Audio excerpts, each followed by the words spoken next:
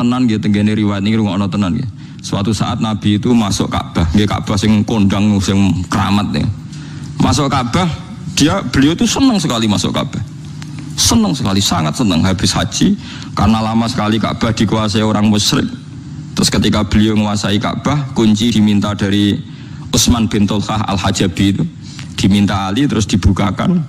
Terus Nabi asik sekali, happy sekali beliau masuk Ka'bah. Ditemani Bilal terus sholat di depan Ka'bah, sholat di dalam Ka'bah. Corong Jawa kaul, saking kaulnya Nabi ku sholat di jero napa?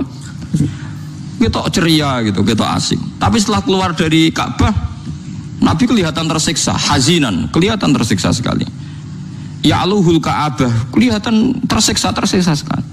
Terus ditanya sama Aisyah, ya Rasulullah, saat tadi melihat engkau begitu ceria, begitu happy, mau masuk Ka'bah, setelah keluar dari Ka'bah, kenapa engkau kecewa? Kenapa engkau kelihatan sedih? Ya Aisyah, saya ini gedun, aku itu gedun mau sholat mlebu Ka'bah. Nak nganti umatku nganggep iku sunat utawa penting, terus maksa mlebu Ka'bah rak repot. Piye iki jajal? Mulane kabeh ulama akhirnya ada banyak ulama mengatakan mlebu Ka'bah gak sunat.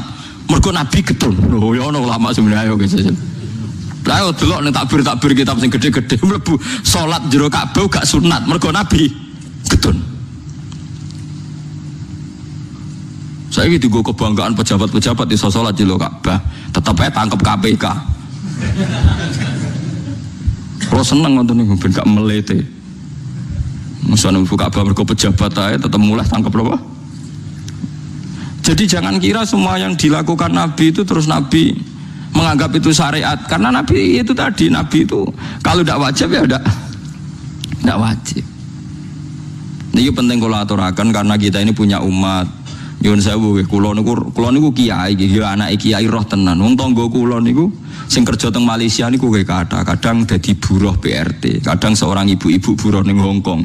Ape salate pamit ning Thailand terus colong-colongan. Banyak saudara kita sing ape salate colongan.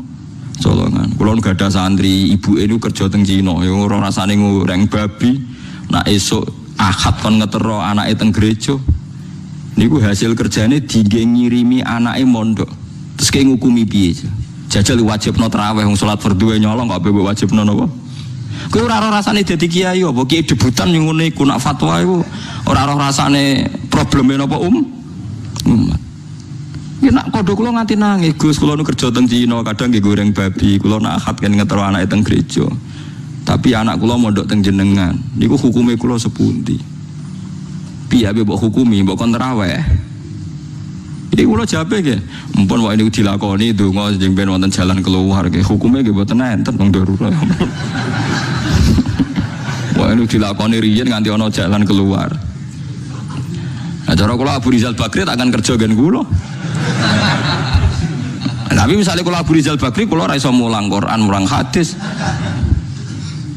Sibuk musuhan mimpin Golkar. Nah, akhirnya kan nggak ada pilihan. Kula Abu Rizal Abu Rizal. Bahkan kula nate nangis gak ada santri niku. Ibu ini kerja teng Malaysia tukang cat. Nggih gelantungan teng tingkat. Tuh anaknya nggih nganti kasil ngalim. Anaknya mondok di Sidogiri, setelah itu di saya. Coba. Ayo nang kontraweh.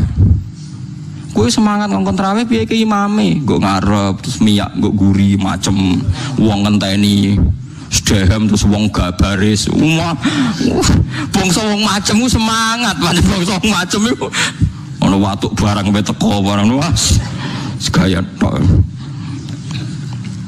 Mulane kula seneng mbek Imam Bukhari wong alim alama, nak salat ra tau ngimami yang nang masjid Irak ku manggon pinggire saka terus makmum. Imam Bukhari bener juara ngimami. Giling-gilingan bahwa ulama itu udah harus gagah-gagah dadi napa? Imam. Manggon awar sokon. Bareng salat bar imame nyucuk iku sapa? Hadza huwa Sahibul Jami' Al-Bukhari. Iki ngalim-ngalime wong sing di kitab Jami' Bukhari. Wis ngoten tok. Baru dia mirip Imam Bukhari. Jadi riyen ulama itu menjaga keikhlasan sampai begitu. Saya itu seneng diperhatikno wong ngenteni kuwabel sedhehem wong mirip ngimami. Umat ini macam-macam.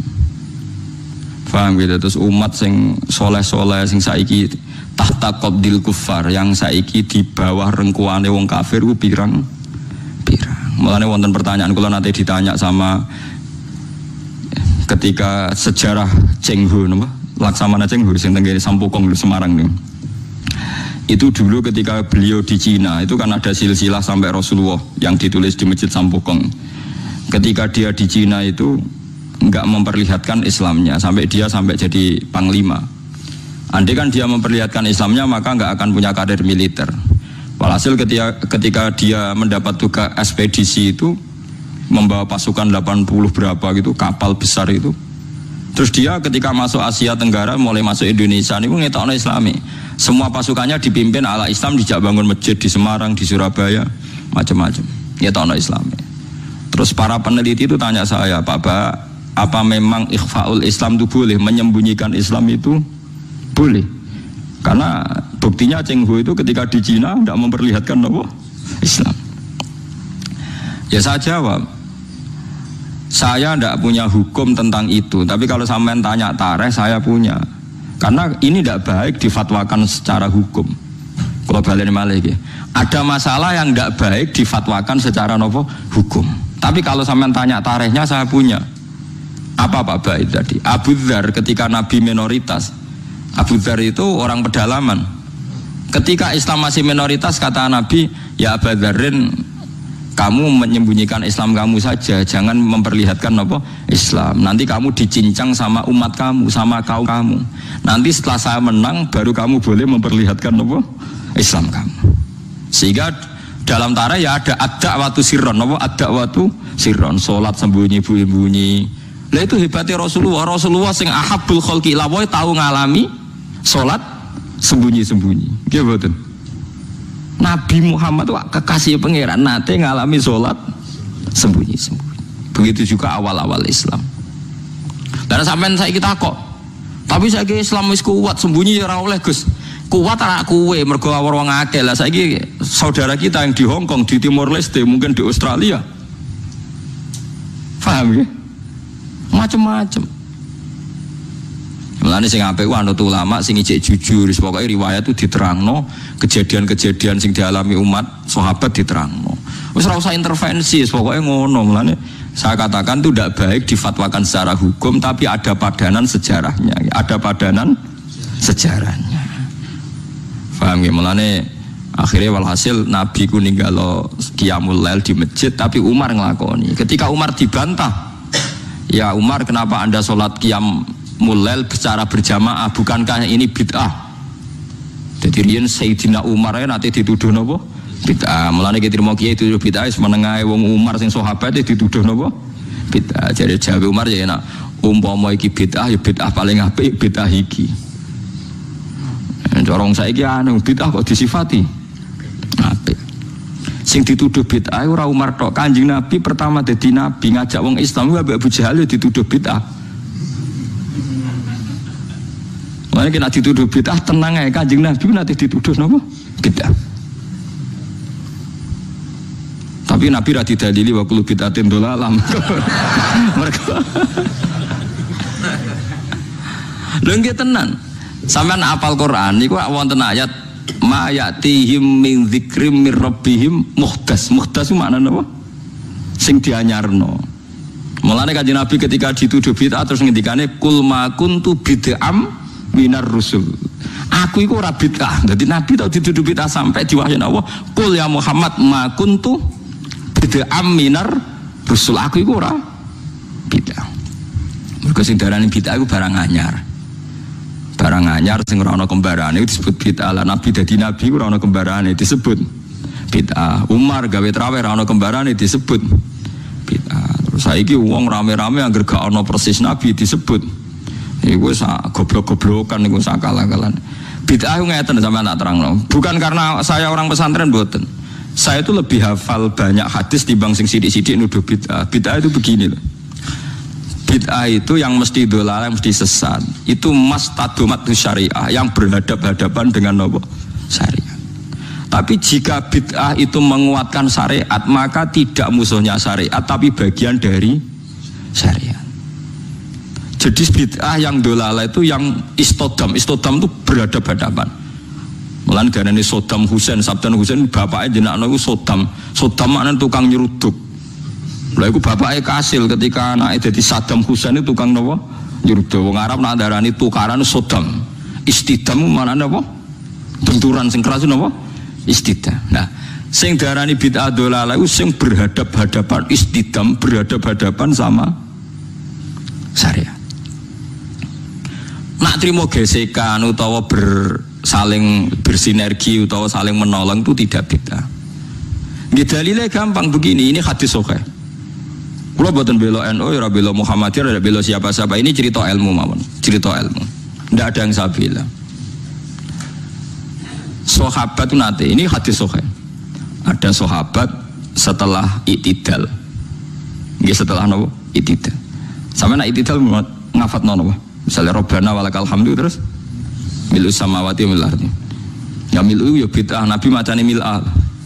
Kabeh riwayat tuh Nabi macane mil'ah. Mulane kalau dia anak jenis mil'ah tasbih mergo Nabi macane Rabbana lakal hamdu. Hakadha fi jami' riwayat bi fathil hamzah. Terus dari Imam Nawawi huwa jaza raf'ul hamzah ala annaha sifatun. Nah kebetulan kiai Indonesia ku nahune ku seneng sing gampang dadi Rabbana lakal hamdu milu samawati mergo dadi naat ku nerkipe luwe gampang, tapi riwayatnya mil'ah. Berarti nak riwayatnya mil'ah macam mil'u. Kita ya repot. Itu yang konsensus, yang normal. Tapi ada sahabat bacanya ada begitu, banter pisan. Rungokno tenan nggih. Alhamdulillah hamdan katsiran thayyiban mubarakan fi. Setelah sholat selesai Nabi itu aqbala biwajhi, Nabi balik kanan terus tanya, "Ayyukum yaqulu hadil kalimah?" Siapa tadi yang ngelafatkan kalimat itu? Itu sahabat diam semua karena sadar ini kalimat kalimat masalah, ini enggak ajarannya Nabi. Kalimat kreatif. Wah, enggak, diam semua sahabat.